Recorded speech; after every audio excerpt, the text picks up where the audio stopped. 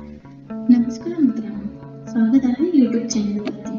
आज आपण व्हिडिओमध्ये जाणून घेणार आहोत गणपती बाप्पांना मोदक का आवडतात। तर मग चला तर सुरू करूया। गणपती बाप्पा हे हिंदू धर्मातील प्रमुख तीर्थांपैकी एक आहेत। त्यांना विशेषतः मोदक हा प्रसाद खूप आवडतो। गणेश चतुर्थीच्या सणात मोदकाचा महाप्रसाद देण्याची पद्धत आहे। मोदक हा तांदळाच्या पिठापासून बनलेला एक गोड पदार्थ आहे। याच्या आतमध्ये गूळ, नारळ आणि सुकामेवा भरलेला असतो। याला उकडीचे मोदक असे सुद्धा म्हणतात।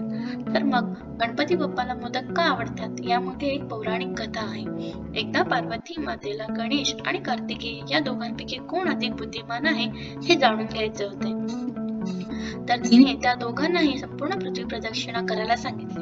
कार्तिकेयने आपलं वाहन घेतलं आणि पृथ्वीची प्रदक्षिणा सुरू केली। पण गणेशाने मात्र आपल्या आई आणि वडिलांच्या भोवतीच प्रदक्षिणा केली आणि म्हटलं की माझे आई वडील हेच माझ्यासाठी ब्रह्मांड आहे।